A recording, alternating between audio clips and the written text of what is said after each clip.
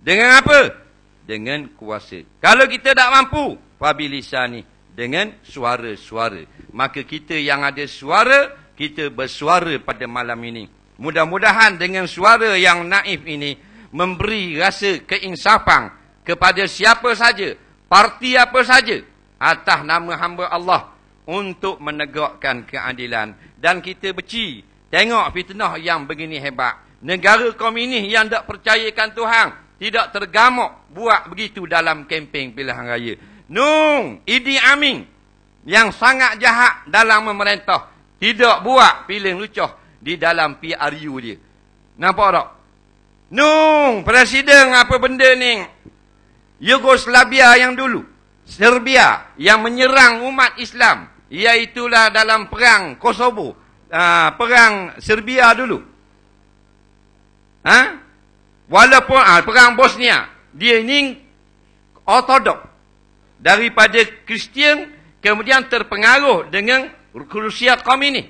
Dalam pilihan raya selepas habis perang, maka tetap juga berkemping macam biasa, masing-masing mengeluarkan fakta. Nampak? Di Rusia dibenarkan 30% daripada rancangan televisyen digunakan oleh pembangkang. 30%. Maknanya kalau sejam, bolehlah 20 minit kepada pembangkang. 40 minit presiden. 20 minit pembangkang. Tu komunis. Kita dia. Pah dia. Tak kata mana kempen. Apa benda ni? Kuliah kemah keming pun kena ban. Dok cakap pun bak parti bak telur penyung. Dok boleh juga. Ada 30 episod lagi.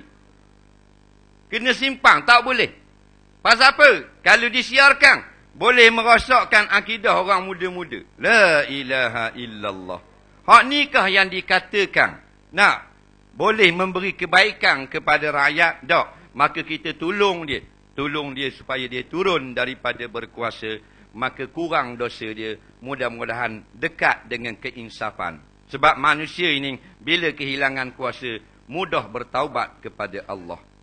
Maka kita tolong mereka-mereka ini. Jadi ingat, kalau kita masih lagi memejamkan mata, sedangkan tengok cara fitnah yang dibuat begitu teruk, memalukan, mengaibkan, bangsa lain 8 buah planet tak tergamak buat, kita tergamak buat. Kalau kita pejamkan mata juga, buat-buat tak nampak, maka masuk dalam ayat man kana fi hadhihi a'ma fa huwa fil akhirah a'ma. Barang siapa yang di dalam dunia dia buat buta dah mata dia, maka di akhirat nanti dia akan dibutakan. Sungguh dia tidak akan dapat melihat. Kita bukan jenis golongan buta hati. Walaupun Allah butakan mata kita dalam dunia, tapi hati kita tak buta. Kita tanyalah nenek moyang kita, pak kita, mak kita kalau masih hidup. Mak, kalau ada orang jahat dengan orang baik, kita nak masuk belah orang baik ke orang jahat? Tak ada mak yang akan kata suruh masuk belah orang jahat. Maka pada 5 hari bulan ini, kita akan tunaikan nasihat mak kita, masuk belah orang baik. Kemudian soalan kedua pula, dalam kursus jenazah kita pada malam ini, iaitulah manakah pemerintah yang baik, manakah yang jahat. Baik jahat ni kita tak boleh tentukan dengan mulut kita. Sebab kita akan kata musuh kita jahat. Dan kita akan kata diri kita baik. Sebab kita kan. Memang kita kata kalau dalam bab sifat yang berlawanan, kita tak ambil belah tak molek. Kita akan ambil belah molek. Antara uduh dengan lawa, kita nak lawa. Antara mana sihat dengan sakit, kita nak sihat. Semua orang nak molek belaka. Walaupun tak molek. Tengok orang puang, kalau dia sudah mandi. Bini kita.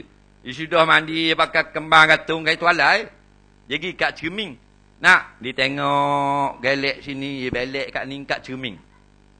Cermin kata, dak tua mana nampak. Padahal kedua pipi. Nampak? Tu cermin. Cermin tu bercakap sungguh tak? Tak. Tapi itulah seolah-olah cermin tu berkata-kata. Kalau nak cermin tu berkata sungguh, Allah comelnya awak. Ramai dah orang tengok maka saya tapi awak comel kali. Tengok bini kita jatuh nyembang depan tu. Kadang-kadang. Kata apa yang? Cermin cakap. Dia kata benda. Dia kata saya lawak. Kadang-kadang. Tak. Dia hanya tengok cermin. Walaupun 60 tahun cermin tidak berkata-kata. Tapi dia akan kata sendiri. Lawa juga aku. Tu baru tekak. Pusing belakang. Dok jatuh mana? Faham tak?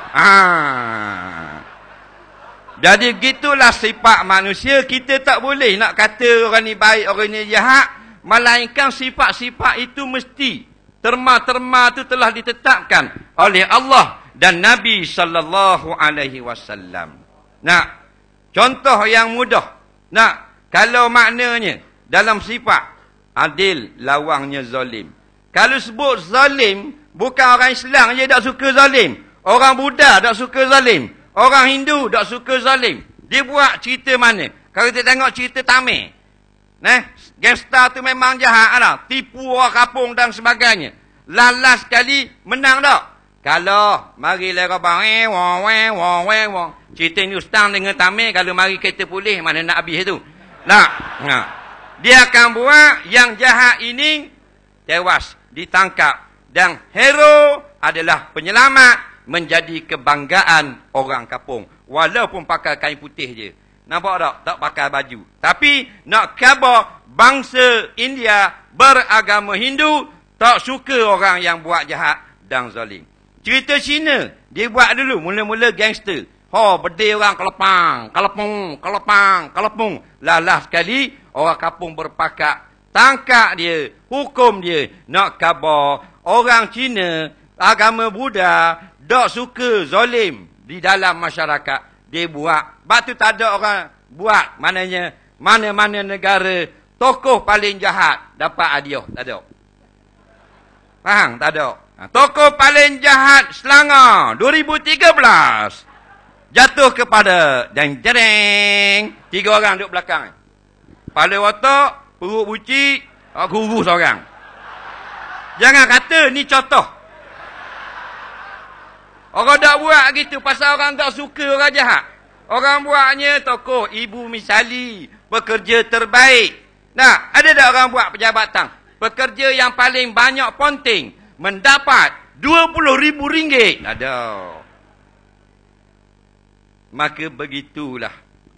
Apabila benda terang-terang mari datang kepada kita, Allah nak yang pertama sekali, kalau kita menjadi pemimpin, ang tahkumu bainan nas bil adli.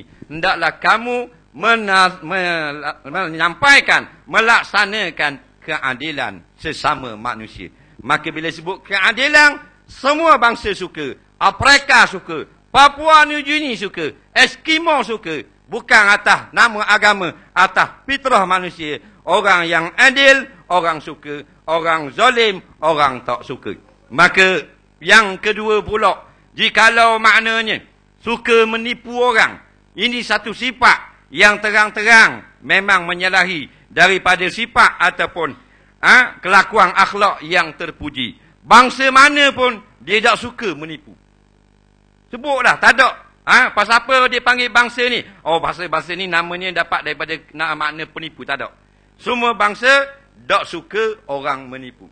Jadi jelas kalau kita tak mengambil cakna dalam PRU nanti, masih lagi kita memberi undi kepada orang yang suka menipu, maka kita akan bertanggungjawab anak cucu kita nanti menjadi penipu sama.